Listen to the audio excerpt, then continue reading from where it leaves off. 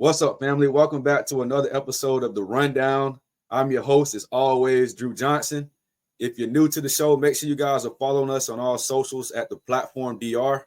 You can find myself at Real News 102. Appreciate everybody that's been tapping into the show, man. Sharing the content, liking it. I'm just excited to be back on this week to talk with y'all, man. We got a lot to cover. We got a packed house tonight. I want everybody to sit back, relax, grab a drink and grab your snacks. You know what I mean? We got National Signing Day coming up tomorrow, transfer portal news, and round 4 playoff talk. So I got a few guests coming on for you guys tonight. Last week, we did a live show that did pretty well. I think you guys were able to tap in a bit more. So we're going to continue with that. Just to give you guys a quick preview for tonight, man. Once again, I got my right-hand man, Marc Henry, out of the Dallas-Fort Worth area coming on. Joining me today to give you guys the rundown on everything that's going on in the great state of Texas. Next up, my guy Dan LaForest will be coming back on. He'll drop some gems for you guys with transfer portal craziness that's going to be happening in early signing day tomorrow. So we'll break that down with the #1 NIL coach in the state of Florida. Just glad to have my bro come back on to talk some of that with you guys. We'll transition. I'll have my boy Telly back on, from PRMD. He's coming back on to talk some Brevard County football. Got Cocoa High School, EA Galley out there in Brevard County area. So we're going to talk about it. And I want to talk about some of some gems out there, man. I want to mention some kids that deserve the spotlight, maybe some player of the year type kids. So you guys stay tapped in for that with my guy Telly. And last but not least, man, we're going to wrap things up with the GOAT of high school football, man. That's Larry Blustein. He's going to talk South Florida football, but he's going to cover everything Florida, man. So make sure you guys stay tapped in for my guy Larry.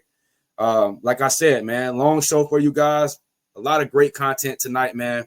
Make sure you guys are liking and sharing. But before I bring Mark on, let's kind of recap some of the madness from this round 3 that went on here in Florida. Hell of a game I caught this week, Mark. I went out to Bryant Stadium. Lakeland was able to handle business, but, man, Tampa Bay Tech and crew gave them all they had, Mark. If they use 2026 quarterback Darian Jones, I had the kid on my show, well-spoken kid, bright future. But if they used him more, maybe in that first half, he didn't play the first half. He just came out in the second half. They kind of used him as like a Cam Newton type kid. Man, it was quarterback draw after quarterback draw, Mark. 6'3", 200-plus pounds, just tough to bring down. So he kind of changed the whole dynamic of the game, brought some life to that team. So Lakeland was able to handle it, man, 24-21, just a great game. A lot of Tampa people out there. I don't know how many people saw this, man. Lake Mary was able to dominate Seminole. Coach Gator, I seen him tweet out, they picked the wrong night to have a bad night, right? Shouts out to kids like Luke Preto, Parker Perales for Lake Mary. These type of kids, they don't get the love they deserve, but, being role players for 2026 quarterback Noah Grubbs, who's just on a mission, Mark, just to lead this team to the promised land. You need kids like that, right? There's a program builders. We talk about kids moving around, but these are loyal kids, productive kids that helps build programs. That leads me into Dr. Phillips, man. They continue to prove people wrong as they advance the face-off with Lake Mary in a highly anticipated rematch game. I'm sure everybody that's watching, to be, tapped into that game if you're not in the playoffs. They have some really good kids on both sides of the ball, and it's a rematch game, so that'll be, physical game, competitive game. Both the well-coached ball clubs. Taking a look at Jones, Cocoa High School, they're still looking good. But I'll have some guests on here later to give you the rundown on some more Florida talk. So I got my guy Marc Henry waiting on me, man. The man down there in Texas. So let's bring him on and let's get things popping, man. My guy. What's up with it? What it do? What it do? What's going on? Hey, man. Hey, as always, it went down in the state of Texas, right? This week was another showcase of highly competitive football. You were everywhere. I think you went out to 2 games this week, Friday and Saturday. Let's talk about North Crowley really quick, man. We talked about them last week. Quentin Gibson, of course, man, highly touted kid, just made a big-time commitment I'll let you talk about. Just recap that North Crowley game really quick and talk about any standouts you want to mention. Well, North Crowley and both Capel came in undefeated, 12-0. Yeah. It was the battle of 2 12-0 teams in the regional semifinal. 2 of the best coaches in the state of Texas, and Antonio Wiley for Capel and Coach Ray Gates for North Crowley. It was a game of 2 halves. I think the Capel came out in the first half, and they really established the running game. Talk about running back Amarion Mbakwe. was a Yeah. 2025 running back that I think was kind of flying under the radar. Well, I think he made an impression the first half, over 133 yards and 3 touchdowns in the first half, including, if you look on the platform, a highlight reel run where he leaped over a defender and got a first down. But at the end of the day, North Crowley's Cornelius Warren, UNLV commit, he was the guy. He was the show. 204 yards, 3 touchdowns on the day, and North Crowley gets to win 35-24 to advance to the regional semifinal this week, where they'll take on Allen. Just a gutsy performance. Uncharacteristically, they had a couple of turnovers. They probably had the most turnovers that they had all year. Yeah. Me seeing these guys a couple of times. I know that they don't turn the ball over very much, and it's a thing where they got that running game going behind Cornelius Warren, who's a UNLV commit. And the defense came in and kind of made some adjustments the second half. Edward Griffin, the Capel quarterbacks, committed to Baylor. He had a pretty good first half. They were able to mix up the run and pass game, but Mbakwe went out with an injury in the second half, and I think that kind of changed the game plan for those guys. And the adjustments that the North Crowley defense made in the second half, they went back to more of an attacking style on the defensive line. They were sending five. And these guys got after it. And a couple of turnovers that they caused, especially one where Capel was driving late in the fourth quarter, a fumble in the end zone that was recovered, and they get the victory. So they move on to face Allen. But you mentioned Quentin Gibson. I Yeah. think we Yep. talked about him, definitely on the Under Lights podcast and on the rundown. And then last week he makes a commitment to Deion Sanders in Colorado. I think Yeah. that's a big gift for Colorado, because Quinn Gibson is a guy that can do well in space. He's a speed guy, but he's also a guy that can make a great return guy as well in a return game. So I think they'll be able to use him in a myriad of ways when he gets to Boulder. He's a guy that has kind of ascended up Yeah. this That's year. A crazy, big. right? Well, yeah, he took off really, really nationally this year. Of Yeah. course, we saw him. Shout out to my guy from Wall Street Athletes. We saw him with Wall Street in the 707, Oh cycling on man. DR7. Okay. So Okay. yeah, he was a guy that we saw in the spring. Again, we talk about these things all the time. The exposure piece Yeah. Yeah. when it comes to 707, the camps, and now what you do on Friday nights. Well, Quinn Yeah. Gibson made that happen. He had a fantastic offseason. He came into the summer with the buzz, and then he takes off and does his thing on the field, and now he's one of the most highly recruited guys in the state of Texas. And the All right. ultimate goal is to get on a collegiate team, and he's Yeah. now committed to Colorado. So, big shout out to Q. Big Yeah. shout out to Quentin Gibson on his commitment. Of course, we got the early signing day on tomorrow. So, Yeah. a lot of guys are going to be doing that as well. Man, you were on the mark with Quentin Gibson, man. I know you say we, he, she, man, but Marc Henry was kind of like one of the first people I seen that was on this Quentin Gibson kid before North Carolina became nationally ranked. Before he started taking off on the recruiting trail, Mark was on this kid, right? And he mentioned a good piece. A lot of people starting to hate on 7v7.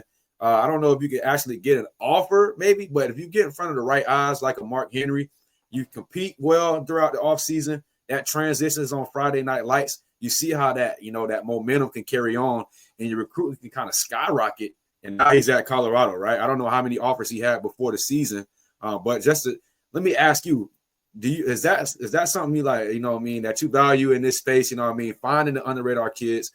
If you're following the platform, you're following DR Sports. That's what we're about, right? Exposing the unexposed. This was pretty much a perfect example, right? Somebody that needs that exposure. You see Mark throwing it up. You could just, I don't know if we got the special eyes for talent, man, or what it is, but you could just see that talent. Some kids just need that exposure piece. So just talk about that a little bit, Mark. So scouting goes in three folds for me. It starts in the off season now. Let's take the season now. State championships are right before Christmas, and that's the last week of the season. And we go into the off season now. And let's say that you're a junior, okay? You're in the 2026 class. You had a good season, but now it's time to take it up to the next notch, to take it up to the next level. So it starts with the off season. If you're a skill guy, you got 707, and you should be running track as well. You know what I mean?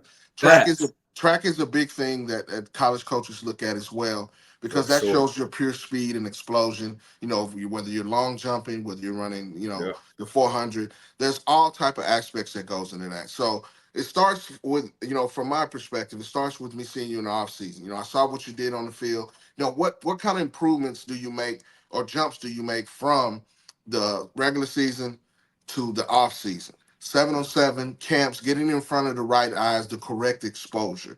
Those Right. type of things go hand in hand. Everybody does, as my coach used to say, everybody looks good in shirts and shorts, but it's what you do on Friday nights. It Yeah. has to translate.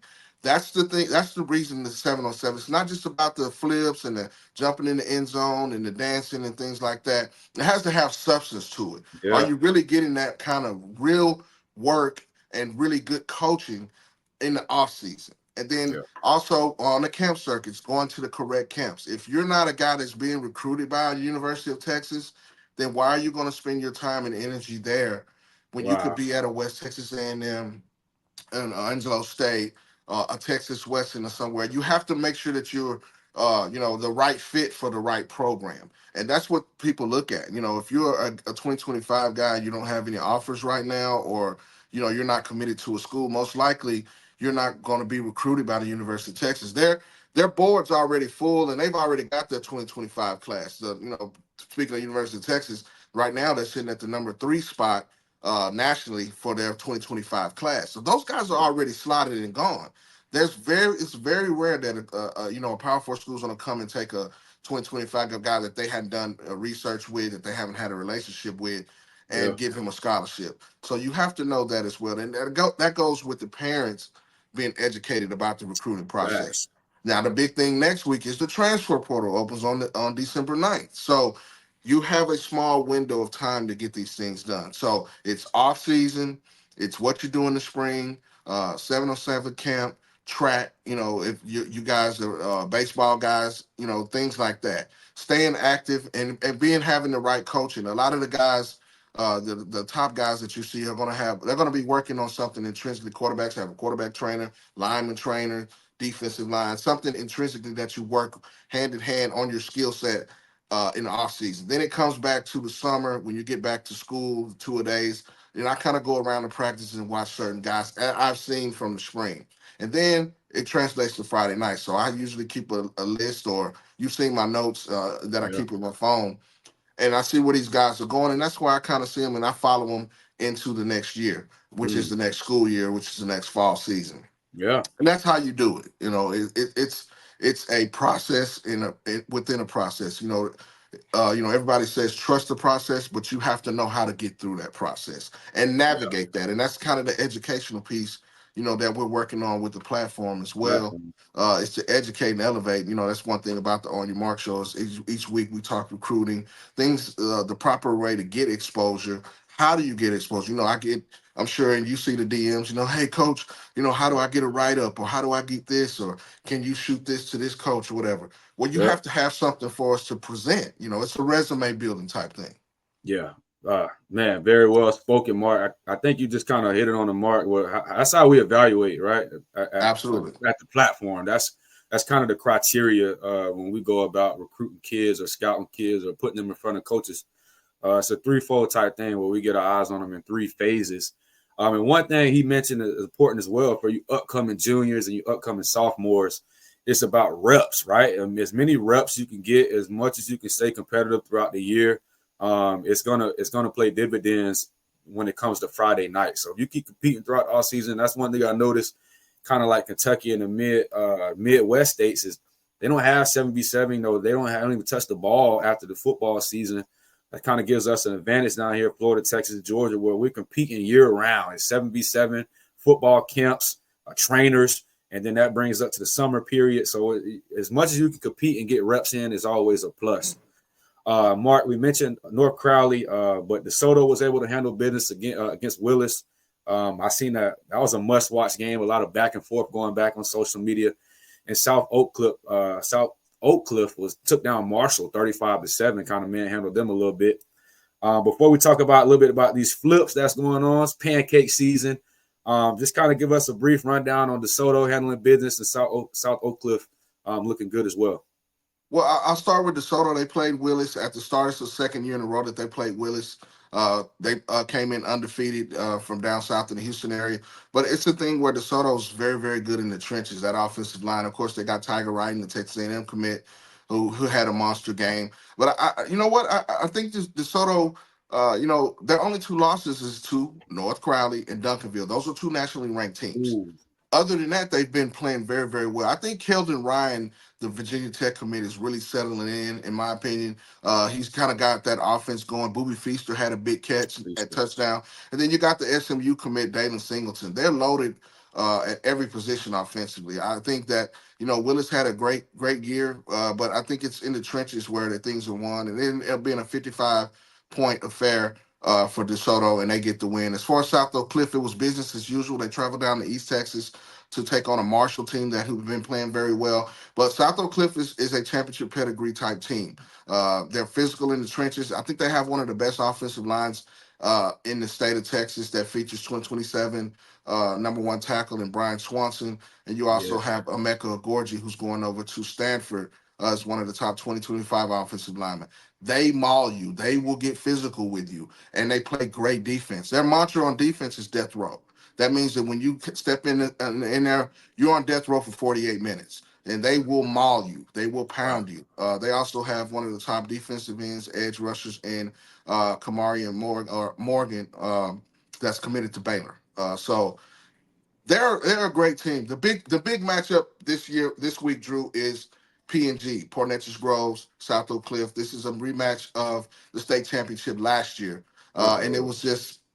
it was one of those things where they had to find a venue to play. It's going to be played at Stephen F. Austin down in Nacogdoches on Friday. That's a game that I'll probably be putting eyes on as well. But South Oak Cliff is South Oak Cliff for a reason, and they're one of the best teams in the state because they get physical. You have to match up with those guys in the trenches, or you're going to get run over. And they do a great job of establishing that right out of the gate. So, it's one of those things where you got at this time of the year, the big boys start to separate from the other guys. In the third, Yeah, fourth round, you really start to see these powerful teams, these guys that have state championship pedigrees.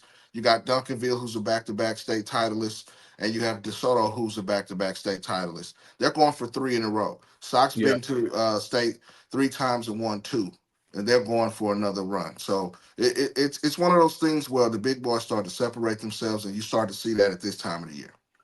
Sidebar, really quick, Mark, because I noticed this watching the Lakeland game. We mentioned the prospects, mentioned the big boys coming out during this time in the playoffs. But man, I noticed it's the coaching staffs, that be locked in. Like these are solid coaching staffs from the head coach to the coordinators. They're all locked in. You know what I mean? They're all handling the business. We talked about North Crowley a little bit, DeSoto, South Oak Cliff. All of those are Willis, outstanding coaching staffs. But you were able to interview a guy, Coach Eli Reinhardt, out there as an offensive coordinator, quarterbacks coach, assistant coach at North Crowley. His interview did really well, got a lot of love. Talk about a guy like that, and how important are these coaching staff, these assistant coaches, these coordinators? How important are them to these teams' success, along with the prospects coming out, the big boys, right? Well, shout out to my guy, Coach Eli Reinhardt. He's one of the best offensive play callers in the state of Texas. I've been watching North Crowley since Coach Gates got there three. This is their third season. This team is 39-2 in the last 2 years. They haven't lost a regular season game. They've only lost twice in the playoffs. Mm-hmm. And he has some of the top weapons in the state of Texas. You got Yeah, Cornelius Warren the third, UNLV commit, Daniel Bray, SMU commit, Quinn Gibson, Colorado commit, and you also have Chris Jimerson Jr., North Texas commit at quarterback. You have the number one tackle in the state of Texas in the class of 2026, and John Turner tried the third, and you got Missouri commit on the offensive line, Henry Fanuku. That's firepower. And the big mm-hmm. thing that I wanted to talk to Coach Reinhardt about is how he navigates getting these pieces and all of these players involved. He Yeah. is one of the best play callers. And the first play of the game was a throw, toss, and a sweep, and it was a Uh-oh. pass by Gibson for a touchdown. Oh, I That's seen it. I play seen it. calling. Play calling. That Yeah, means because on defense, you got to realize they've been drilling this into these guys' head.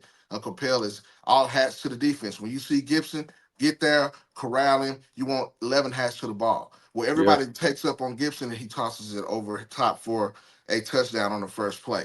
That is Yeah. play calling. That is coaching at a high Yeah. level. At this particular, juncture on your playoffs, you have to have outstanding coaching, and that goes with execution by the players. And Coach Yeah. Reinhardt's one of the best play callers that's in the state of Texas, and you can see the proof is in the pudding by the offensive output that they've been putting up. They've been scoring a little over 50 points a game on average Mm. throughout the season. And this is the reason is because of his play calling. He's calm when he's on the sideline, and you can see it's Yeah. translating over to the quarterback position when Jemerson Jr. is out there. So that was the reason that we stepped up and talked to him. It's just about his big thing is about getting those kids exposure as well, and they Yeah. do that as a staff over in North Crowley. You'll see on signing day on tomorrow that they'll have some early signees and some guys that'll sign in February as well, is because they do their due diligence in getting these guys to correct exposure, putting them in the right situations and the right opportunities to get that exposure. And then I'll Yeah. say another thing about that North Crowley staff is they will throw a free exposure camp in January. This is the second Wow. year for seniors, unsigned seniors, and it's free. And they will have Wow. all of the coaches there from D2, NAIA, junior college. They will be at their particular facility where we had the crown at. They host a senior showcase that's free to Yeah. anybody that wants to pull up. And the college coaches are there. I was there last year in attendance, and there were there were kids that walked away with an opportunity to play college football right there because that North Crowley staff is all about getting those kids exposure. We mentioned big time student athletes all the time, but I think we got to start putting the spotlight on some of these, coaching staffs that are putting these kids in position to succeed. Not everybody's a 4 and 5 star kid, but when you take a look at how they're able to develop them, and as you said, be an offensive guru, right, on the sideline, you deserve the spotlight for that. So shouts out to that coach. Interview did well. It seems like a good brother of yours. So really quick, got another guest waiting on us right now. But Mark, I want you to wrap it up for us, man. Uh, what games? I want to. We will talk about flips. I want to talk about flips really quick, and then we'll talk about any games you want to preview. I know North Shore has a big game. You mentioned another one here previously, but man, flips. We look at it it seemed like something coming on every hour, right? You mentioned as well, Joseph and Batu just flipped from Texas to Florida. Seems like Florida's getting a new flip every hour. Right. Just what's your thoughts on that, man? And what's your thoughts on this whole bonanza craziness that's about to be going on tomorrow? Well, I think we talked about this, before we got on. I think the Florida thing is a representation of the success that DJ Lagway's having, and kids are starting to Yeah. see that. It's the Yes. DJ Lagway effect. I think that Mbachu, that for example, was committed to Florida. He flipped to Texas, Yeah. and then he comes back now and he's flipped back to Florida. So that means that coaching staff did their due diligence and staying regiment and trying Yeah. to continue to have that relationship with. Everything's about relationships. It's like dating. You Facts. take your girl out, or you take your significant other out, and you want to show her a good time. You want to make sure that she's well taken care of. And Yeah. it's just like the first date and the second date. And the reason that they did that was because they had a relationship with Mbachu. Not that Mhm. Texas didn't, but they were able to convince him that, hey, this is the place to be. You're still going to play in the SEC. You're still going to play at a high level. And, I think that the Florida winning in these last couple of games and last couple of weeks, that changes a recruit's mind. You look at, Bryce Underwood flipping from Oh, Louisiana man. State to Yeah. Michigan. He's a Wow. Michigan kid, but Michigan did their due diligence in staying on the track, staying Yeah. on par, and getting him to come back and commit to Michigan. And So it's a dropping the lot of bag, flips. right? Well, I mean, that's a whole different story, Yeah, and for sure. that, For that sure. that You're could right have about that. something to do with it. But I think it's, at the end of the day, college football has to stay pure You're right. in the fact that these are relationships, and Mm. it's getting those relationships started. We talk about recruiting now, the early identification of these guys. You got to look at, they saw this early, and Mhm. this is where these guys get these offers early, is develop the relationship. Now, when you get an offer as a freshman or sophomore, it's not something that you can go out and commit to. You can verbal, but that's just the relationship. It's the beginning. It's Yeah. the baby steps to get these guys to come and be around your program, to see and experience that. The game day visits, the official visits when they become juniors and going into their senior years. is you Yeah. have to present this and have a plan for it. If they have a plan for you, they see you slotted there, you have an opportunity to get on the field early as a freshman. That's what players want to do. What can you do for me to help me get better? What can you do to allow me to get on the field early? It's all about Mm, early playing time, because now with the NCAA restrictions going down to 105 now, you have to be able to be ready to go in there and play early. good Days of the point. red shirt and sitting on the sideline and not playing, kids don't want to see that. This is the reason the transfer portal is the way it is, because there's an opportunity somewhere, but you have to get the right opportunity. You have to be the right fit. If you come from a wishbone offense in high school, and you're a slot receiver, do you expect to go to a spread offense in college Mm, and be successful? You mm, have to make it make sense. They have to align and match up. It's pieces to the puzzle, and hmm. that's what recruiting is all about. But Yeah. we're going to see some flips. Yeah. Um, Yeah. Yeah. That happened. I write for a Texas site in Horn Sports, so there's Yep. some flips that the University of Texas is still working on. Michael Terry, Alamo Heights is the number one athlete in the country. He hasn't decided yet. He could possibly still have Nebraska and a couple more schools after him. Michael Fasusi from Louisville High School is an Oklahoma commit, but Texas and Texas A&M are still on the trail trying to get him to flip from Oklahoma. He could be an early signing day. So those are some of the things with signing day that's going to be interesting. Of course, guys like us pay attention to it, and we're set heavy on Twitter with these type of things, and we're watching those type of things go. But Ah. college football is exciting because of that. You got Yeah. the conference championships coming up this weekend, and believe me, our high school athletes are watching this because Yeah. they want to say, oh, hey, am I going to have a chance to play for an ACC championship, or SEC championship, Yeah. play in the playoff? Those type of things go into being one of the guys that are heavily recruited. But those are some of the flips that I'll be watching, of course, Right. when it comes to the University of Texas. Yep. Can we get those guys? I think Fasusi is a generational talent when it comes to offensive linemen. And I think, he's a guy that could come in and be a day one starter wherever he ends up going. I've had a chance to see Michael Fasusi over the last 2 3 years at Louisville High School, and he's that guy. You talk about a guy with skinny ankles, very athletic, long arms, reach, very athletic when it comes to getting to the second level and making Yeah. blocks downfield. And he's a leader. He's a leader. I've had a chance to see him lead the Louisville Farmers offensive line the last couple of years. So whoever lands a generational talent like that, that's what you want. Yeah, and that's the reason he's one of the top offensive lineman recruits in the 2025 class nationally. Yeah. Man, Marc Henry here. I hope you guys got your notebooks out. We talked some Texas football, a little bit of recruitment, and some flips, man. I wanted to mention a couple of games, but we know he mentioned South Oak Cliff will be having a rematch state championship, and North Shore has a big game, two games I'll be paying attention to. I got Dan waiting on me, Mark, so I'm going to have to cut you off short here. We'll be back on next week to kind of recap them games for you guys. Definitely be tagging you guys up watching this live. So that's Marc Henry, my right-hand man out in Texas. You can just tell he's out there, right? Boots on the ground. He's the man, right? So just appreciate you for joining us, bro. Talking some Texas football. We'll definitely be back on next week, brother. That's my guy right there, man. That's my guy right there, man. As I said, I got Dan LaForest coming on here. We'll be talking something similar to that, you know what I mean? With transfer portal coming up, national signing day or early signing day, and some of this NIL things we want to talk about. So, hey, let's bring him on. I got Dan waiting on me. Here he is. There he is. What's up, brother?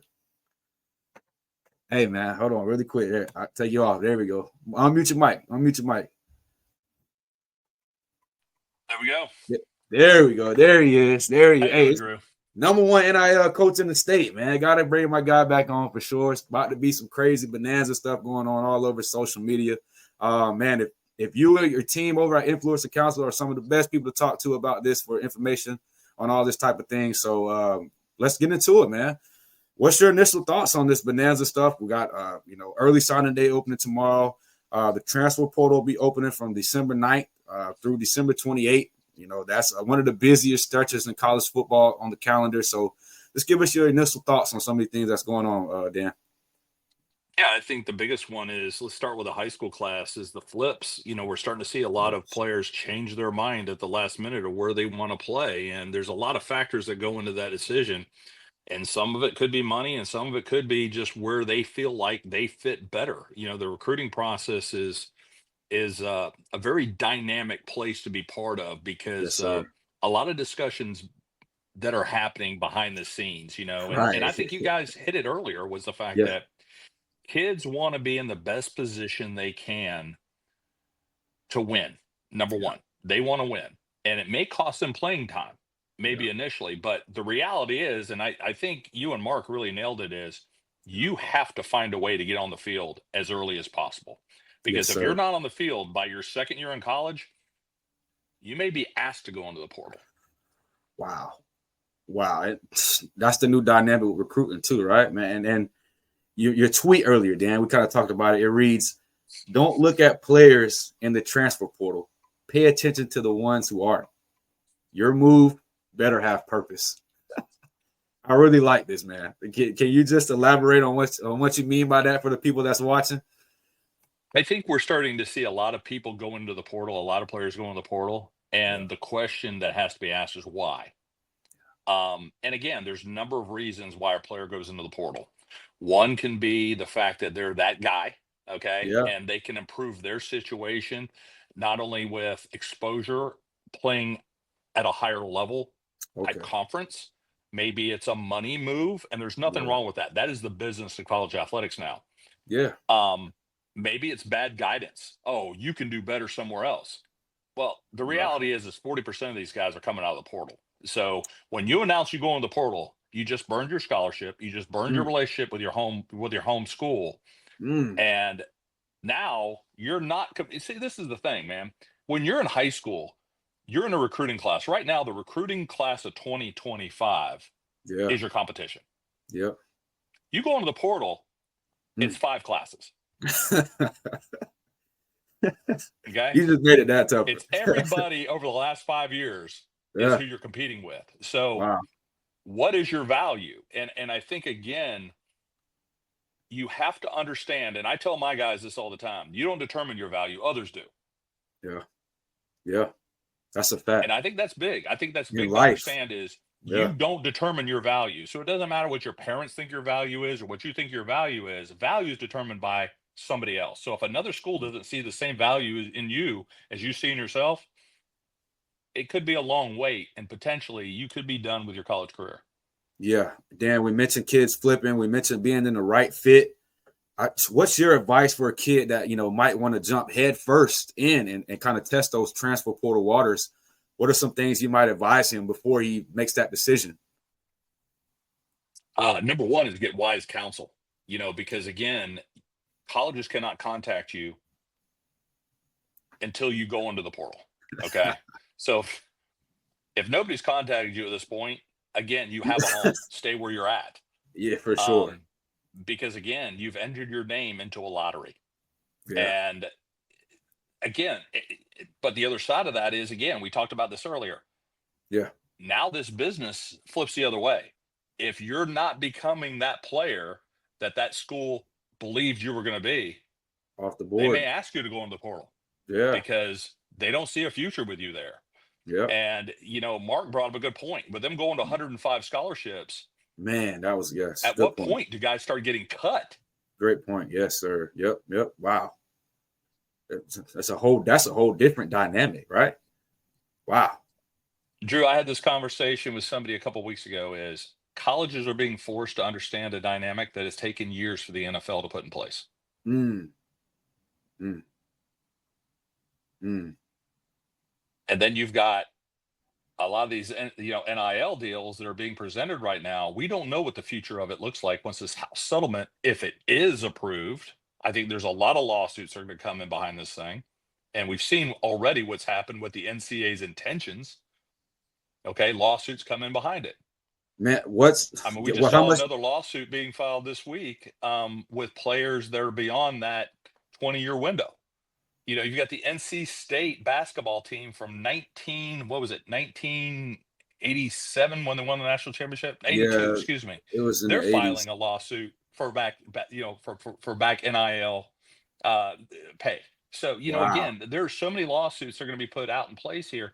Everybody assumes what this is going to be. I don't assume anything. I want to see it happen, but we have a plan for every instance.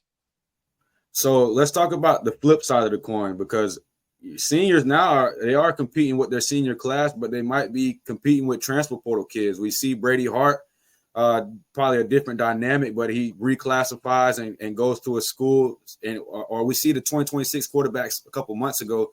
They start committing early on, right? They're not playing around, they're not pussyfooting around, waiting.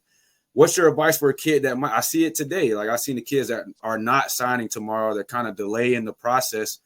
What goes into that, Dan, as much as you know, and would you advise a kid if there's a school showing him love, talking all good things, right? Would you wait maybe for a Notre Dame offer to come along, or a bigger NIL bag, or would you sign for someone that has a good situation for you, for your parents, playing time, all the things that you and Mark mentioned? Would you sign, or would you kind of delay? I'm starting to see that dynamic as well.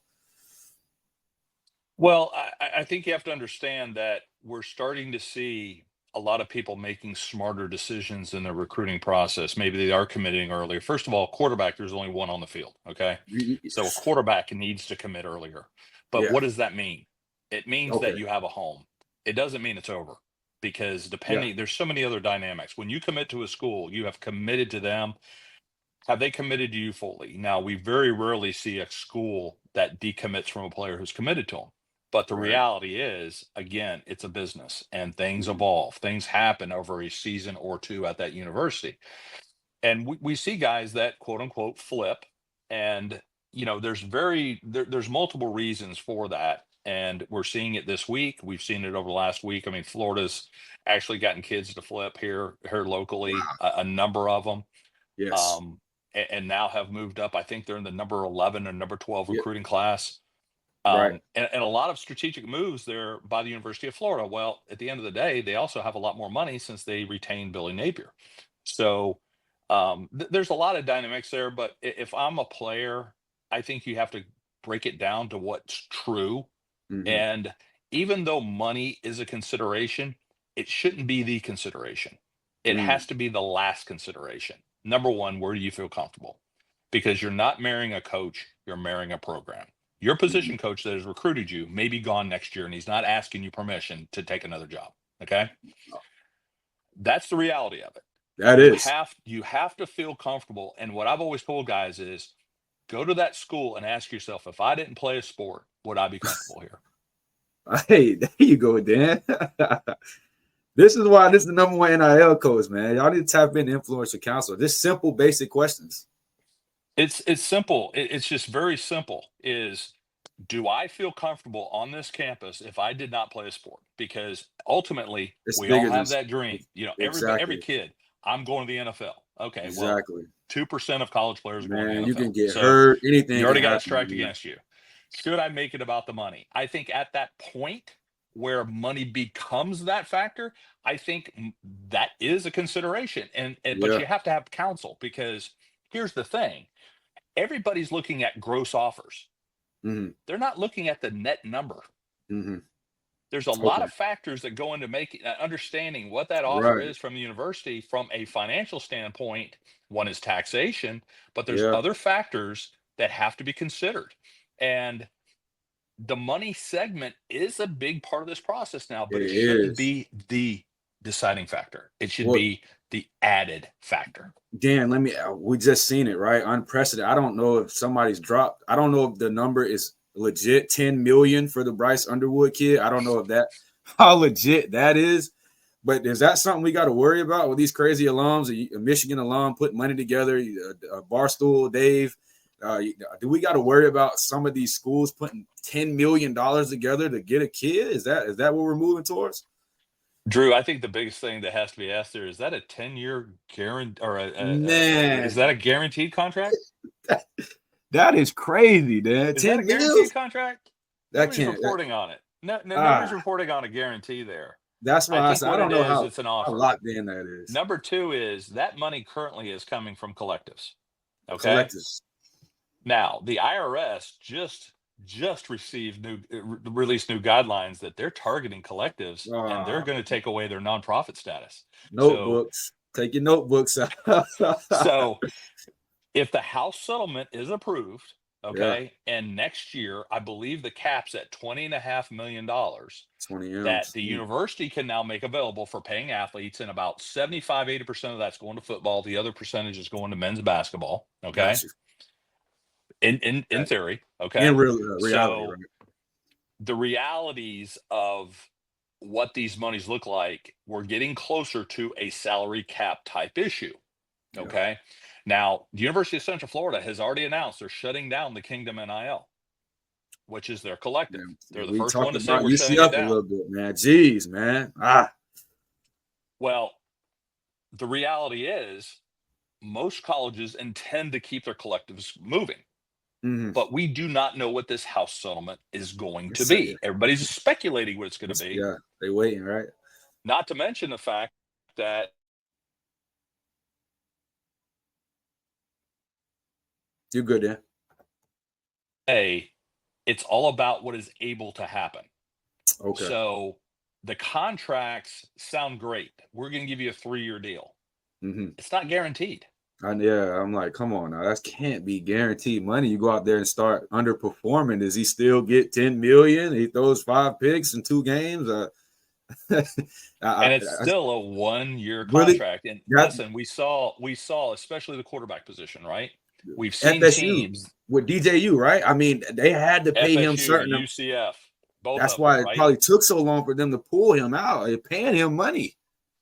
There are very few quarterbacks that you can plug and play from another team. Okay. The quarterback position is so much different than any other position. You need a guy. If I'm picking a quarterback, if I'm a head coach, if I'm an offense coordinator at any university, I want a guy that reflects my beliefs, that has team chemistry. How do you bring a guy in and expect him to develop that in 5 months? Then hit recruiting trail. So in other words, like, I thought the smartest move Florida State made this past week was starting a freshman quarterback. Because again, you can have a young quarterback develop as long as you have the pieces around them. Yeah.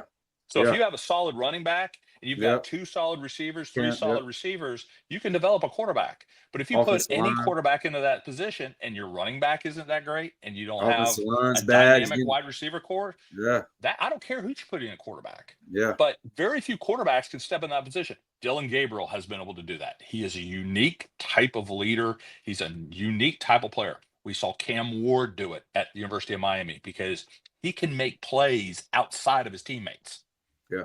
2 great examples. A quarterback has to commit early because they need to know who they've got coming in and they can build around him based on what his potential is. Yeah. But even in that situation, the portal adds a whole nother dynamic because their commitment to you lasts as long as you develop into the player they need, not want. Yeah. Man, Dan LaForest, we covered transfer portal, NIL, talk a little bit, flips a little bit. Before I get you out of here, should have Dan back on next week to kind of recap some of the signing day craziness. I got to ask you, man, let's transition a little bit with this week. You guys had a nice show last week. I tapped into it was a good show. Trust me, I watched the whole thing. But I got to ask you, what's your thoughts on some of these games this week, man? We got Lake Mary, Dr. Phillips rematch, Jones taking on Naples, Cocoa, Cardinal Mooney, 2 state champions. What are some of the games you might be interested in, man? I know you tapped in out in that Central Florida area for sure. So all of them. I think they're all incredible matchups. There we go. I think at the end of the day, I was a proponent of the Metro Suburban because I thought it changed it up a bit. I think it was something they could build on. And I was really leery of the FHSA abandoning it. And at the end of the day, I think what they did was right to go to 7 classifications. Yeah. Unfortunately, you have some teams that aren't participating in it this year for various reasons, but I think the matchups are really dynamic. You mentioned the Lake Mary Dr. Phillips. That was one of Lake Mary's losses, and I think Lake Mary is playing on a level right now that a lot of people didn't expect to really be at the beginning of the season. There was a lot of question marks with a lot of the talent that Lake Mary lost last year. The consistent was Noah Grubbs is one of the best quarterbacks in the nation, as well as Brady Hart, right? And Coco. Yeah, and I, when you have that kind of guy, you can, again, we talked about having that guy put pieces around him. Build around that guy, right? You can do some different things. Dr. Phillips was one of their lone losses this season. And Dr. just like Phillips. any other situation, it's tough to beat a team twice, but Dr. Phillips is that team that can Man, do it. they're shocking What Coach people, right, Rodney man? Wells, what Coach Rodney Wells has done with Dr. Phillips this year, Yeah, they have not been a very strong program on the field the last couple of years. So to see yeah. Dr. Phillips and Coach Wells is such a great coach. I think it's going to be a heck of a game, but it's at Lake Mary.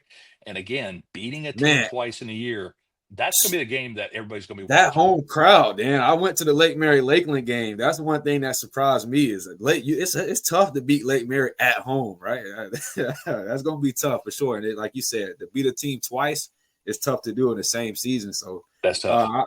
yeah, Jones. Shout out to Jones, man. You know, Jones looks good. We mentioned Coco, so those are just some of the games that I was interested in. I seen you guys recap a little bit. Man, I got my guy Telly waiting on us, Dan. So I really appreciate you for jumping on, brother. I called you this morning, man. A real good brother of mine, Dan LaForest. If you're a young man or parent looking for advice with the NIL and transfer portal bonanza in full swing, make sure you contact this guy, Dan LaForest, and his team over at Team Counsel and Influencer Counsel. You see his @ right there. It's right there in his name. So make sure you guys are checking that out. As Mark mentioned and Dan mentioned, at this point, it's about education, right? Kids aren't making these decisions on their own. So you parents that might be out of the loop or just, feel like you're being, misinformed maybe, or just not, just not, I don't want to say ignorant on some situations, but just not full tapped in. You need to tap in with people like this, man. We mentioned the kid earlier on the phone that if they could use this type of information, skyrocket, right? The bag could double. So there's kids out there that are right on the cusp of blowing their NIL up, blowing their recruiting scene up, but you need guys in your corner like this man right here. So, man, Dan, appreciate you for jumping on. We'll talk after this. One last thing, Drew. Go ahead, brother. Close out for us. Contracts are real. You better know what's in them. You better have read it. You better understand it. I can scout. I can put your name out there as much as I can, but I don't know about no contract. I don't know nothing about that. You need guys like this in your corner, like I said, to be able to succeed in this day and age. So, Dan, we'll talk after this, brother. Appreciate you for jumping on. For those that are watching, follow my guy Dan and Team Counsel, man. Thank you, brother. Thanks, Drew. For sure, brother. That's Dan LaForest, man. As I mentioned, everything NIL, number one NIL coach in the state of Florida right now. Definitely make sure you're tapping in with him. But I got my guy waiting on me, man. Telly, man. As I said, my boy has been working his ass off, man, covering this area, putting spotlight on kids who deserve it. Just want to thank him for coming back on, man. Shout out to my guy from PRMD. Please respect my decision, man. Here you go. Yo, what's up, man? Man, what's up, brother, man? We got to come with the good energy, man. For those that are watching live, make sure you guys follow my guy's page at PRMD, man. For sure, respect my guy's decision. Yes, sir. Yes, sir. Hey, it's a lot going on out there in the county, man. First off, round 3, your EA Galley boys took down. I don't want to say beat up, but they took down my guys at Bishop Moore, man. I know about kids like the Xavier kid. I know about the Joseph Allen kid, but Telly, recap that game a little bit if you can. I don't know how much you got your eyes on it, but talk about anybody else on this EA Galley team, man. Like I said, I know the Xavier kid, I know the Joseph Allen, but who are some of the kids that might not be getting the spotlight because they look like a solid program, brother? Man, let me first start off by saying I don't know what Coach Sands is selling, but them kids have totally bought into it. You know what I'm saying? There you go. Right now, bro, right now they're going crazy, and they got DJ Mosby. He going crazy every game. Josh McRoberts. He's currently it's not McRoberts. Josh Roberts is not McRoberts. He's currently an FAU commit. He got I've seen that. Yeah, I did see him. Yeah, he got like 14 sacks on the season. Then they got Emmanuel Smalls. He's going crazy. He's committed to Wagner right now. They have Tay Welch. He just broke the school rushing record a few weeks ago. And then they have AJ Forehand. He's dominating that linebacker, but he's really a DB, and so he's doing his thing. Hey, man, I put my brother on the spot. He gave y'all 4 kids right there, right? I didn't even know a kid that set a record, right? These are things that people are sleeping on, but you need guys like this in the area to put the spotlight on them. But EA Galley, brother, they're going to face a red-hot Northwestern team with Coach Teddy Bridgewater. I see your head. Bro, what's your thoughts, bro? I'm kind of intimidated. Like when it comes down to it, I don't know. Like I believe in Egali just because of what they putting out. Like they coaches are bought in, the players are bought in. They believe they can compete with Northwestern, and they got home field advantage. So I just feel like they got a few pieces in place for something crazy to happen. You know what I'm saying? Like people are counting them out, but those are usually when things go the best. And I told people, like, sometimes making it the state ain't always about being the most talented team. It's just about everything clicking at the right time, and it's clicking right now for those guys. Yeah, you mentioned that home field advantage. Me and Dan talked about it with Lake Mary, man. I think that can just will a team right there, right? You did what you need to do throughout the regular season, got your home field advantage. Hey, that might will you right there, right? That make a world of a difference. And like I said, like I'm a Titusville fan, Titusville alumni, and they beat us. You know, they beat us in very convincing fashion. So I got to give them the kudos that they deserve. So. Before we close out, I'm gonna give you the opportunity to shout out Titusville and some of those kids. We talked about it a previous time on the show, but we're gonna do it again. So really quick, I mentioned Galley, but Coco, man, out there in that area too. Beat up earlier, but they beat up on Newberry, man. Newberry, talented team, good coaching staff. They got talent on both sides of the ball. But let me ask you, brother, being out there in that area, what's so good about this coaching staff at Coco under Ryan Snyder and crew that just keeps this team, progressing each week and it's looking solid, not looking ahead of the next week, maybe? Man, I tell people all the time, Coco is just a well-oiled machine. Like I tell people, Coach Snyder got the keys to a Maybach, but to keep it fine-tuned and running well is a whole different thing. So his ability to keep things consistent and consistently be a contender. They 18 years of regional championships, and so this was their 18th year straight of winning a regional championship. So that speaks to who they are as a team and a program. And man, Coach Franco is over there. You got Coach Diesel over there being the DC. Man, they just got a group of guys that's committed to the cause, and I think that makes the world of a difference when you can have people, like I said, like just similar to Egali, just having people bought in, the coaching staff and players, just realizing that we consistently have a goal, and consistently state is the goal that Coco has and what they want to do. That's such a good point. I mentioned it earlier with Mark, right? We put the spotlight on some of these kids and we say the big boys got to come out in the playoffs, right? But just going to these Lakeland games, looking at these coaching staffs, I think, that's one of the most under the radar things that's not being talked about, right? The communication with these coaching staffs, going down to the offensive coordinators, to the personnel guys, they're all locked in, right? And they all got one goal. That makes a hell of a world of a difference, right?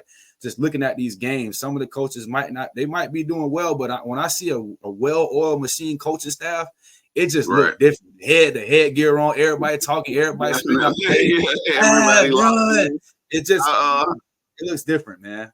I went to that game on Friday. Part of the reason I went was because Brady reclassed on Friday, shook everything up over here. I was that too. I got it in the notes, man. I thought we had time with the Brady show, but he threw us for a loop, and so I was like, man, I gotta go check out, because I feel like Brady generational, bro. Like I feel like how he approaches the game is kind of crazy, but. I just went and I saw them go through their pregame progressions and things, and I'm just like, it's going to be hard to beat these guys because everybody locked in, everybody focused, and it's just it's beautiful to see when you think about it. If you're really a fan of football, you know what I'm saying? So you see what I said. That. Newberry is well coached as well, talent on both sides of the ball. But sometimes, man, like you said, keys to the Maybach. But when you got a coaching staff like that, it just makes that difference. But really quick, though, we talk about Coco now. They got a game 2 coming up this week. 2 state champions and Cardinal Newman. What's your thoughts on that game, brother? I think it's going to be interesting. I was checking out Cardinal Mooney, just looking over that stuff. They got 2,000-yard rushers. They going crazy. Like they going crazy. Mooney boys. I think that they are. I think Coco's played a strength of schedule. I think that those games will probably make the difference. I think the Venice game, the IMG game, those games will be a little difference maker for Coco. I know that Cardinal Mooney is undefeated, and I don't want to disrespect what they've done because undefeated ain't easy. If it was easy, everybody would do it. But just seeing what they've done, just seeing Coco from afar but up close at the same time, just seeing how they put in the work, I think they are ready for it. I think it'll be a tall task. There's still some people who have skepticism on the body of work that Coach Snyder has created, but I feel like if they are able to win state this year, like there should be no skepticism from anybody. Everybody should just be able to give credit where it's due because they'll have taken down 2 state champions, I think even 3 on their road to state. And so it won't be easy, but I definitely think they're capable of getting the job done. One of my favorite sayings, brother, you can be doing all the right things, but if you ain't got haters, you ain't popping, right? You know what I mean? Hey, you that's ain't got a fact. haters, you ain't popping, man. So they gonna hate on Snyder and crew regardless, right? They gonna handle business. That's a fact.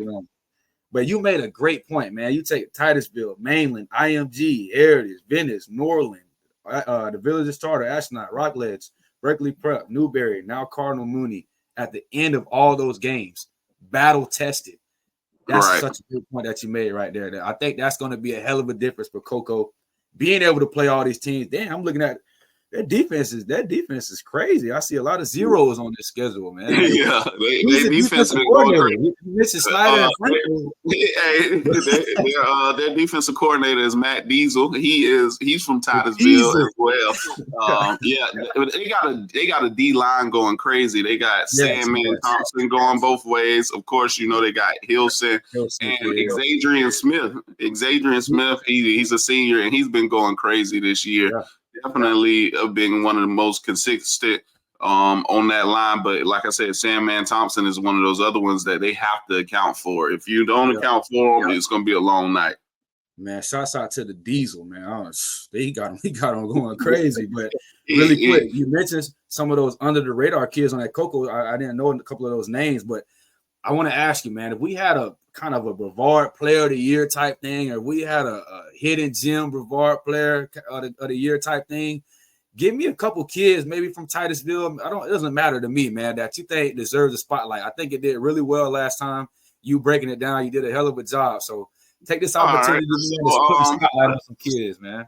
So of course, Brady and Boggs are they're their own group, and of course, but Josh Roberts said he got 14 sacks. You feel me? I just I put out a PRMD all defensive team, and I left him off, and it wasn't intentional. But I honestly think his body of work has been crazy, just because a lot of teams have been keying in on big Brandon Brown is committed to LSU. And so I think it's kind of opened up things over there at Egali for him to kind of have a feast type of year, and he's just stepped up in that moment. TJ Brothers for Titusville. The stats aren't they just aren't all that extravagant, but just how he showed up for them this season. When he showed up, I think he was a major factor. Brogan McNabb was a major key at MCC, as well as Howard Dewitt. He is a running back at MCC, and he's flying under the radar. A lot of people don't really know him right now, but before it's all over, everybody gonna know him. Yeah, he definitely brings his hard hat and lunchbox every week. He does what he's supposed to do. And Zion Sandy, he's from Space Coast High School, and he's a freshman. He could have played Little League this year, but he stepped up, played high school, played varsity, shared snaps with Christian Burt. But they did their thing over there at Space Coast, and they won the Independent State Championship. Wow. Hey. Yeah. This guy right here. This is why I bring guys on the show like this, right? That that knows the area. And that's a big aspect of this show, is to expose the unexposed.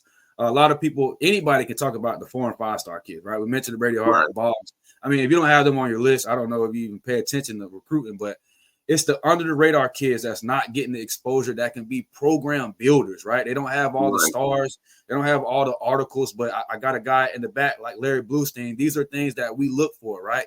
Kids that just on that cusp needs the exposure piece. It can go to an FIU and be an All-American. Can go to an FIU and be a high sack type kid, like you mentioned, a school record type kid that's not getting the love he deserves. So that's a big component of this show, and that's why I bring guys like Telly on, man, because I might not know that area as well as he does, but these kids deserve the spotlight, and that's the value of this show, brother.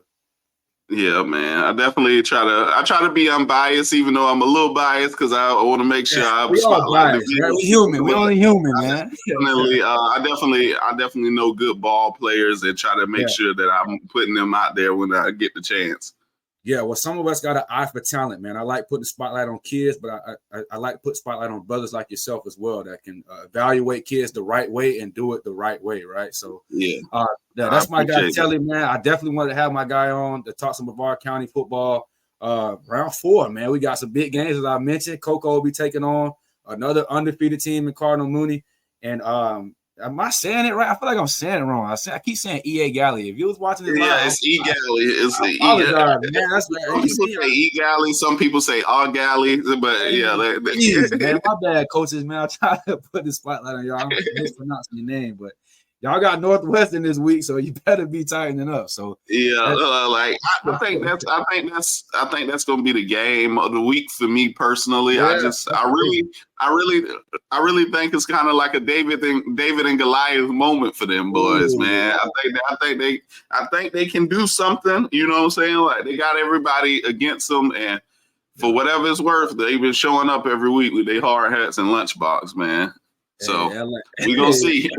My boy be on the metaphors tonight. Hey, this PRMD is my guy, Telly, man. Make sure y'all guys are following my guy on social media. I might have him on next week to kind of recap some of these games for sure, but definitely wanted to have him on. He deserves it. Like I said, he's working his ass off, putting the spotlight on kids in that area. So follow my boy on Twitter, man. Thank you for joining. We'll talk after this, brother. Yes, sir. Yes, sir, man. Thank you, brother. That's Telly right there, man. I'm telling you, we need guys like that in the area to put spotlights on kids. I can't be everywhere. Larry can't be everywhere. So we need guys like that. But as I mentioned them, right, I got my guy coming on, man. The next guest is going to close out the show for us. In my opinion, this is the GOAT of high school talk. He don't like to say it himself, but hey, I'll say it, right? This is the GOAT right here, man. Just glad to have him on. Always working. Larry Blustein. There he is. What's up, brother? I'm good, Drew. Thanks so much for having us on. Obviously, huge week. I was listening to Telly break down some of those games, and this is going to be a pretty decent round. 28 teams still remain with all the teams up and the going to be playing at the villages and the rural. So going to be interesting. Final 4 in every classification, 1A through 7A. There's some really good matchups, and I heard you talk about a couple of them. And I think a lot of people, because I've had an opportunity because of the fact that I travel a lot and see a lot of these guys during the summer to see some of these teams. I think that some of these fans who kind of don't watch everything are going to be a little bit surprised at what they see this week. And there's some pretty good teams that a lot of people may be sleeping on or not know about and haven't been in the mix before. Yeah, let's get into it, Larry. First of all, I want to say thanks to everybody that's been tapping into the show for this long show, right? But I hope you guys are getting the value, and we're wrapping up with a hell of a guest. But Larry, let's just tell the people about some of the games you've been out to, man. I know St. Thomas Aquinas had a hell of a game last year. Last week came down to a close one with Atlantic. Manatee looks good. That's who they'll be facing next. Venice looks good as always. American Heritage took down Miami, New Orleans. So let's just talk about some South Florida football and maybe some of the games you got eyes on, brother. Well, let's start in the 1A because we'll look at, the teams that are alive, for the 4 teams that are alive that we've had an opportunity to see. Clearwater Central Catholic's been at the state finals the last couple of years. They're going to be playing a pretty good West Palm Beach Cardinal Newman team. Coach Jack Daniels has done a tremendous job. They're going to be at home. Obviously, the winner is going to get most likely Chaminade, and Chaminade's. I think Chaminade's the best team in the state right now. I mean, they've shown it. Yeah, they've shown it. I mean, they beat, and they've had by far the toughest schedule. Them and Heritage. Who replaced Preston Wright, Larry? Was it the young 2027 kid? What now? Yeah, who replaced him at quarterback? Well, they have the kid Beckham Kritza came from Miami Central. Okay, he came back, the Penn State commit kid. Oh, okay. Yeah, but they've been using a triple wildcat, and and that's really tough to defend, especially when you have perhaps the number one kid in the country at 2026 and Derek Cooper. A lot of people don't know much about him. Came from Cardinal Gibbons, and has just turned it on this year. I mean, he's John Beeson. For those of you who remember when John Beeson played at Chaminade, he against St. Thomas alone, he ran for 148 and had 14 tackles. So he plays on both sides of the ball. But they're playing against Jacksonville Trinity Christian. Coach Verlin Dormany, he and Coach Earl Garcia of Tampa Hillsborough and Jeff Bertani of North Miami Beach are the three longest serving head football coaches, and ironically, the only two losses that Chaminade's had in the last 8 appearances to the state championship have come to Trinity. So they owe Trinity a little bit, and they'll be playing them at home. Long trip for the Conquerors. Have to come all the way from Jacksonville. So there's your Final Four. I think that St. Thomas or Chaminade gets there. And Clearwater Central Catholic has been there, done that. Rematch, right?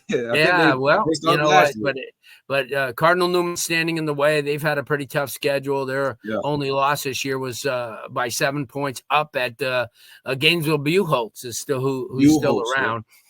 So that figures to be a good one. And 2A, you got on the bottom half. You talked about Cocoa playing up against Cardinal Mooney. Cardinal Mooney is the longest winning streak in the state at 18 games. Wow. Coach Clark has done a tremendous job. They've revamped their team. This is a program that is as big up front as anybody you're going to see. They've got some kids that they moved in. Tremendous running game. Obviously, we know all about Cocoa. Cocoa's 2-time defending state champions, well coached. They got a lot of talent on their team. I think there's going to be a better game than people think, because even though that Cocoa's on the road, they're used to playing a lot of tough teams. And Mooney hasn't played as good a schedule, but I think people are going to understand why they've won 18 in a row. It's going to be a pretty decent slugfest down to the end. One of the most underexposed teams in the state, Gadsden County, which is in Havana.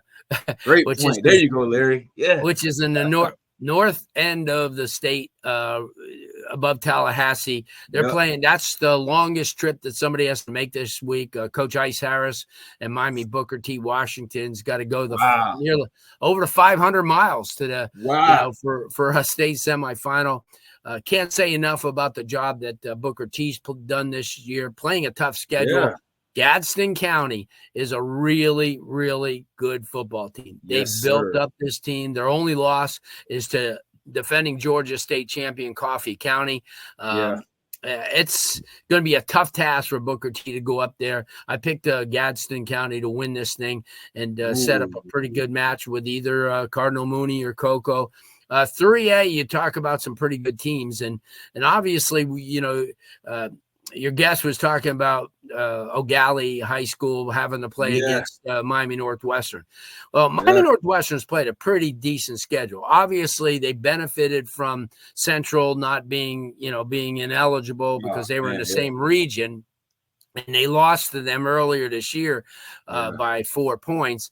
But this is a team that's just ripped through the freaking first 3 games against Fort Myers, Cypress Creek or Cypress Lake last week, and then red hot Collier, and they've scored 60, 67, and 58 in their first 3 games. I personally have watched both teams. I think O'Galley's really done a tremendous job. I don't think they have the team speed to go up with Northwestern. I really don't. I mean, they've played some really good football teams, but you look back, they lost to Tallahassee Lincoln earlier this year on the road, their only loss of the season. I know they played my last week.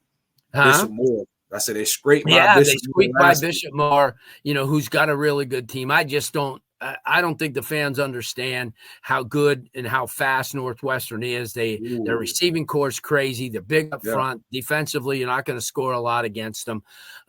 So I think that could be one of those games that a lot of people, are going to have to, come to reality. And I understand that if you're a fan and you've made it this far, Drew, that you figure, hey, I should be, in the mix, and they should be. I mean, and they deserve to be in this round. But I just think that Northwestern's got that team. Are we looking at a lopsided win, Larry, or just a battle, first quarter, second quarter battle, then pull off maybe in the second half? Yeah, it depends if O'Galley can slow them down, because remember, they beat Barron Collier 69-0. They came back and beat Naples lately 64-12, and then they beat Cypress Lake last week 55-0. So they could score, and not to say that O'Galley isn't a formidable opponent, because they are. They beat Crystal River to start things off, and that was they easily got by them, and then they beat Titusville, who they only beat by a few earlier in the year, but they took care of business. And then, as you said, they beat Bishop Moore. So, but the big deal of that is going to be the team that they're going to both have to play. Jacksonville Reigns is playing against Booker. Booker's done a good job, but Reigns is a beast. They have been all year. Undefeated. So, I think that your state finals in that classification will be Reigns and Northwestern. But if it is Northwestern, they'll bring 13,000 fans. So that that's they're gonna pack it out. They're gonna pack it out, Larry. Especially at home, they draw real well. They got a good alumni. You move to 4A, two interesting games. St. Augustine, who is state runner-up, they're a tremendous football program. They're size. They're going against American Heritage. This is a team that kind of benefited by Norland having an ineligible player, so they got to have Norland at home last week. And remember, Norland beat Cocoa by 20-something points, and dominated them on both sides of the ball. And I mean, that was a good Norland team. And then last week, Heritage without a starting quarterback. They had Diabelle's out for the year, who's one of the top juniors in the country, going to University of Texas. He was out. Enter Malachi Toney, who played quarterback, played wide receiver. Quarterback, Larry. He played everything. He even threw touchdown passes. They beat Heritage beat Norland convincingly. It's 35-14. So I think that St. Augustine has their work cut out. They still got that 4+ hour ride down. We'll see what happens. Then the other one's going to be an interesting game. Orlando Jones, who a lot of people feel, even though they're 13-0, hasn't been tested. Right. This That's year. The conversation, right. And they've had some pretty close games along the way. They're at home. They're against a Naples team that has really played good football. But I just think Jones will be a little bit too much. That sets up, I think, a Heritage against Jones state final, which will really be competitive. I think a lot of people, will get an opportunity to see two really good football teams. Now we move to 5A. Okay, here's the thing. St. Thomas Aquinas last week against Atlantic was down 22-0, and then they rallied back. The Teddy Hoffman kid, I don't know where they saying he's the best receiver in the 25 class. I'm like, who, Hoffman? Yeah, they said he had a different level game. Kid.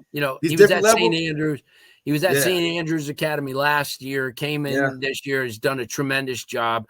He and the kid Graff at quarterback did a really good job. St. Thomas dug down deep. Remember, let's not lose sight of the fact that they're 5-time defending state champions. So they kind of got a little bit of pride. They got, fortunate to win that game in overtime. Now they got to go on the road to play a really good Bradenton Manatee team. Jacquez Green has done a tremendous job. They've got talent. They built this thing up over the last 3-4 years. It's going to be a tough game for St. Thomas to win on the road, but they've done it before. So it's going to be close. Then the winners obviously got to play Niceville or Lakeland. Lakeland's had a great year.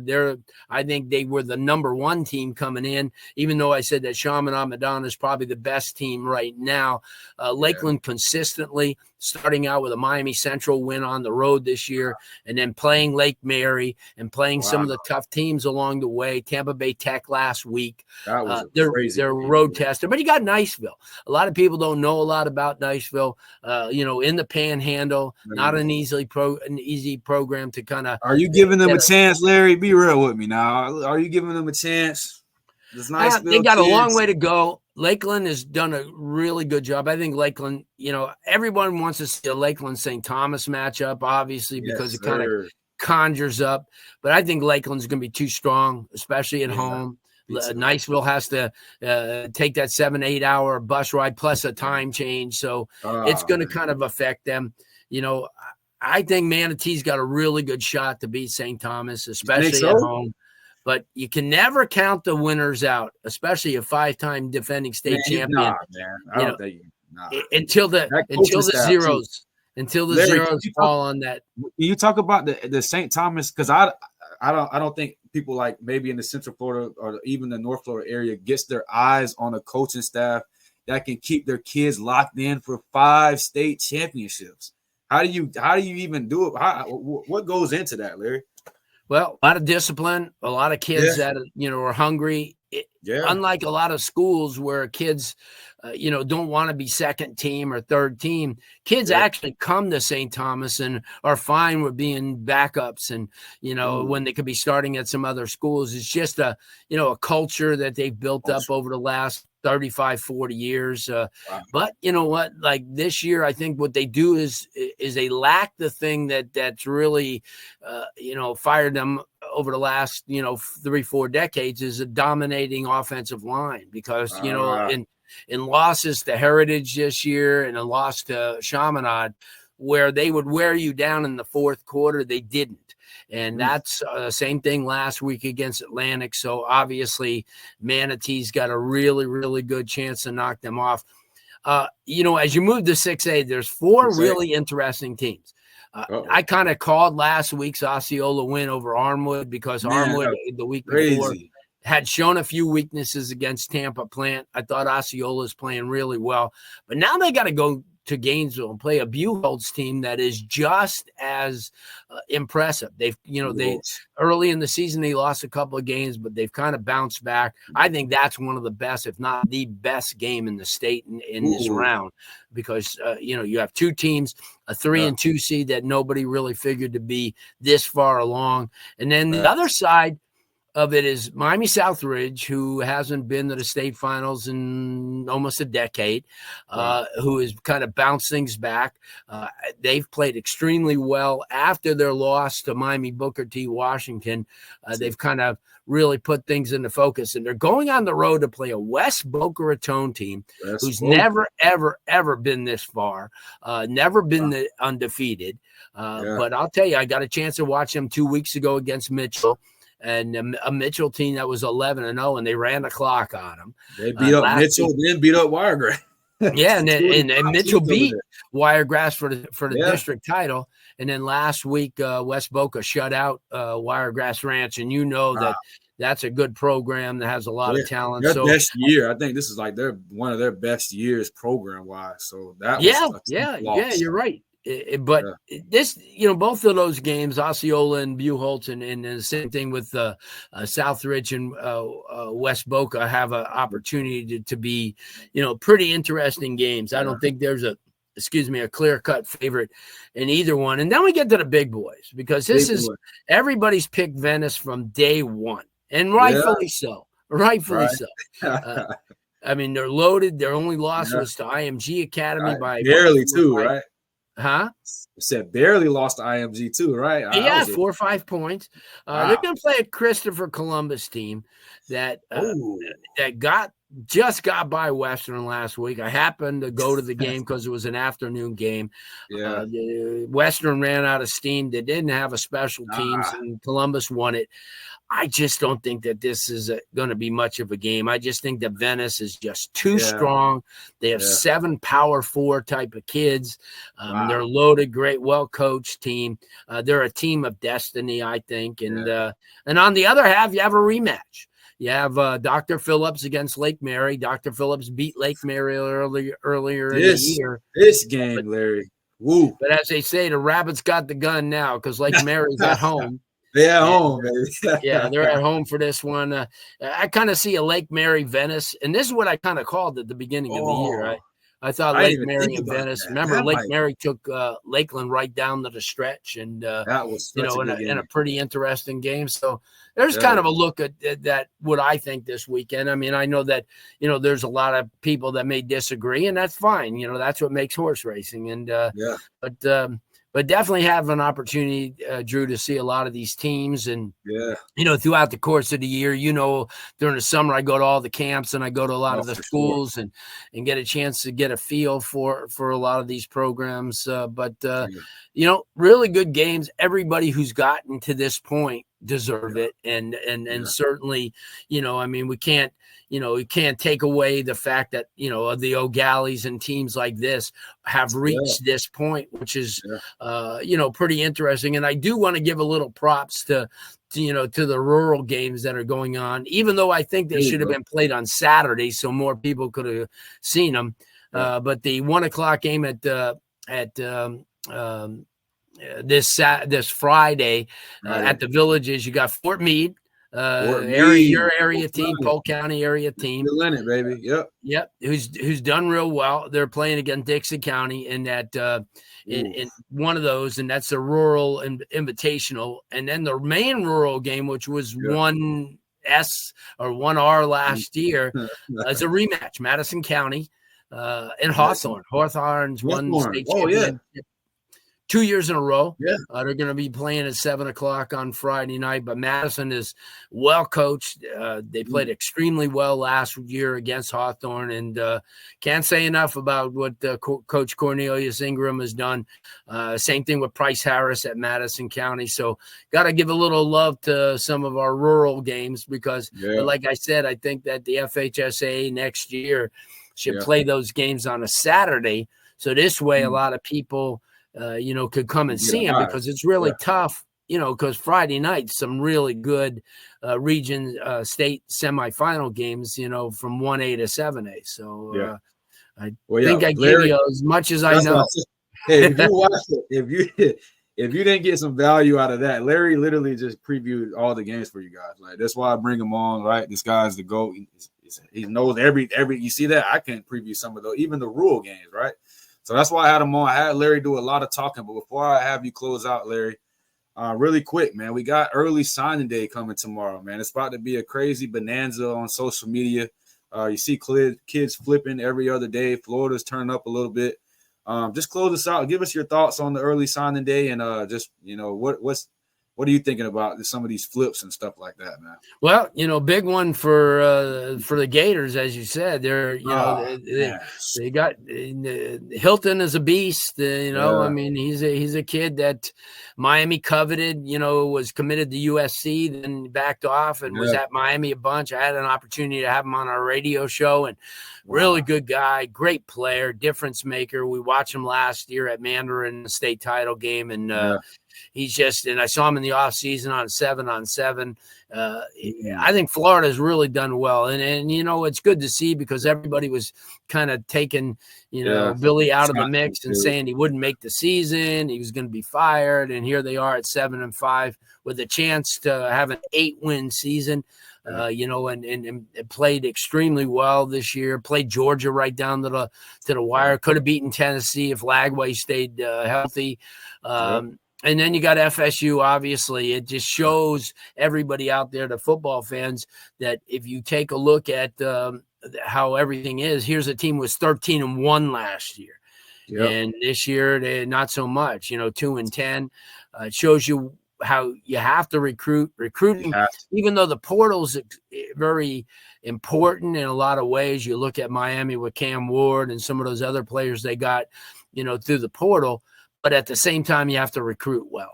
And FSU hasn't recruited extremely well. And the kids that they got, they haven't been able to hit on. So, and that's the one thing Florida's starting to do, even though that they're going to use the portal. They've recruited extremely well in this cycle. Them and Miami are in the top 10 now. And, Miami losing a couple of players. But I think that people will be surprised that Miami might be able to flip a couple of kids tomorrow as well. So, you win that Syracuse game shot him in the damn foot, Larry. Man, you can't lose that game. It did, but at the same time, if you're just going to predicate your decision on one game, then you didn't really want to go to that school anyway. So, and that's the way I feel, like I said, they have an opportunity to, if they make the playoffs, to maybe do something. If not, then they got a bowl game and can win 11 games for the first time in 25 years. So, you think they didn't win their 6th game last year until almost the end of the season. This year, they won it in the 6th week. So that's a thing. It shows you that this coaching staff is ready to turn things around. Kind of a little bit of a, at UCF right now, a lot of quandary. They haven't had a head coach yet, which is crazy because of the fact that you still have guys on the balance like Tavion Swint, guys like, we were talking about yesterday with a couple of really good kids that, are committed to them. Do they stay? The only thing I tell people is this, Drew, is that you figure a program like UCF is going to get somebody good. I mean, it's a Power 4 program. They're in the Big 12. They're not going to just take some guy just to take some guy. They're going to get somebody who could elevate the program. And, there's a lot of guys out there, so I think that they, over the next couple of days, I think that, what I do is I tell these, guys, like Wayden Charles or, kids like that, or Boggs, Javion Boggs, you commit, you go, you enroll, and then see what happens during the spring, and into the summer. If you don't like things, then there's a portal. So you go right into the portal. So, that's but you at least got to give the program, who, like I said, you're not going to get anybody who's, the AD and the administration, they're going to hire somebody good. So obviously, because you're in a Big 12 and you're playing some of the top teams in the nation, the Colorado States and the Arizona States and the Iowa States, and it's at BYU's, you're going to, that week after week. And then this year they played a non-conference game against the University of Florida. So, So if I'm a commitment to UCF, I keep my commitment. I sign tomorrow. I go there. I go through spring, and then, like I said, get into the summer. If you're not, sold on what they're doing, you go into the portal, and that's. But I think they'll be. I think these commitments will be really surprised at the fact that whoever they hire, like I said, is going to be top notch and somebody who everybody knows, and not just some dude. Nah, not at UCF, man. Nah, they got, like I told somebody, UCF is right on the cusp, right? I mean, Gus Malzahn tried his best. It didn't work out. But if they get a young guy in to kind of revitalize that program, youngest alumni, the biggest alumni, right? It's right in Central Florida. So it's a hotbed, and it's right on the cusp of blowing up. I know Gus Malzahn accomplished what he wanted. But if they get a guy, I know DJ Keene's high on their list. He's a UCF guy, a Texas guy, so he can get some of those connections. So that's one guy. And Liberty's coach, I was talking to Dan. Liberty coach may be hired. I don't know if he's hired yet, but I know he's high on their list. What's it? Jay Summerall? What's his name? Yep. And he's done a great job. The last year they had him, playing in the Fiesta Bowl. Yeah, Jamie Tadwell. I know he's Tadwell. It's out of those two for me, but I've been hearing his name popping up too. So, man, Larry Blustein, I had him on. He covered all high school football. He even gave you guys some college gems right there. So we could have our own college shows too. He's all over the place. He's on Miami Hurricanes podcast. He has his own high school show. So just shouts out to Larry. Appreciate you for coming on. If he has an opportunity next week, I'll have him come back on to kind of recap some of these games that we talked about. So, man, I had you guys on for a while, but go ahead, Larry, close out for us, man. Don't forget to go to Prep Red Zone Florida every single day. Drew Shannon, myself, are always putting stuff up there, a lot of good recruiting stuff. We today we have our top 30, which we've been doing every week since the beginning of the season. We mentioned every single school that was in the playoffs, what their final records were, if they're finished. And not only that is Drew breaks down some of the top kids that are, in the playoffs now. And we'll be having our updated 2026 list in about 2 weeks. So we're excited about that. And then into this spring, we'll start our initial 2027 list and wrap up 25. So there's a lot. I mean, every day, if you go on that, if you go on the website, Drew, every day you got an overload of reading to do and a lot of good information. Yeah, you got player evaluations, you got team evaluations, you got rankings, and you got guys that are actually boots on the ground, right? So shouts out to Larry, he's there, right? So this is what I appreciate. And I definitely appreciate you for coming on and dropping some gems, man. Have your notebooks out and have your popcorn ready for this weekend. They're going to be barn burners. We'll come back next week. We'll kind of preview the state championship games. Like I said, starts next Wednesday. I think the format's great because you give teams an opportunity to get a good spotlight. Like next Wednesday and Thursday night or 7:30 games are the only games for the day. So that gives those two teams spotlight. And then starting on Friday, you go to 2 games at 12:30 and 7:30, and Saturday, same thing. So everybody gets an opportunity to share the spotlight, and you don't have 3 games in a day where you're rushing through everything and spending, time. But we're excited about it. And like I said, just go to Prep Rose Red Zone Florida. Follow us on the website, follow us on our social media, and we got tons of stuff all the time. Yeah, Larry has new Blustein recruiting on Twitter as well. Yeah. Someone stole my other one. So somebody stole his account, man. He had about 70,000, 80,000 followers. So follow whatever Larry it is. But Drew, again, thanks so much. You do a great job, and I'm glad to have you on the team. Yeah, I appreciate you, brother. We'll definitely talk after this, man. I'll have you back on next week. That's Larry Blustein, guys. That's the GOAT, man. That's the GOAT there, man. Just thank you for having him on, taking me under his wing, just being able to soak up knowledge from him, picking his brain, just somewhere I want to be in the recruiting space, right? You guys know I'm very passionate about this. I just hope sometime I can be, somebody like that and maybe get into a recruiting department, man. That's a goal of mine. I want to be in the recruitment department. But really quick before I close out, man, I want to take these last couple of minutes. This is a long show, over an hour, but I really appreciate you guys. I just want to provide the value that you guys deserve, having 4 guests on, man, covering all aspects of the game, from the transfer portal to round 4 playoffs to NIL and recruiting. But really quick, let's wrap it up with 3 kids that you might want to have your eyes on for this round 4 games, man. That's first off, it's a kid I've been following. He was on my show. That's Ryan Matulovich, man, 2025 wide receiver at Venice High School. This kid has just been a valuable, reliable target for 2025 quarterback Jace Nixon, along with highly touted 4-star Winston Watkins. These 2 at wide receiver are just a go-to package. He's a hard work, competitive kid. That's what kind of defines his game. He continues to shine, runs precise routes, but he's an after-the-catch type kid, explosive kid that can rack up yards after the catch. He's earning some offers and stuff, but, man, I really think this kid, deserves a lot more spotlight. That's Ryan Matulovich at Venice High School. He committed to Dartmouth College. My apologies, but this kid is an all-American type kid at the next level, man. You FAUs missed out on a kid like this. All right, next up, we got Marion Battles out of Gaston County High School, man. Larry mentioned this school, very well-prepared school, good coach, physical school as well. But it starts with kids like this, man. Workhorse type kid, backbone of that offense, thrives in tough matchups, brings the physicality and acceleration to the offense. He has some offers, man, but he's just a rising star that deserves a spotlight as well. And last but not least, we'll wrap it up, man. This kid's an FAU commit, just flipped from Central Michigan. That's Michael Calixte. I believe I'm saying his name right. If I'm not, I apologize to his brother, to you and your family. But this kid's at 6'4", 190-plus pounds over at Dr. Phillips. He's going to be a key to why, if they win and beat Lake Mary again, he's going to be a kid that they lean on, right? He can out-muscle kids.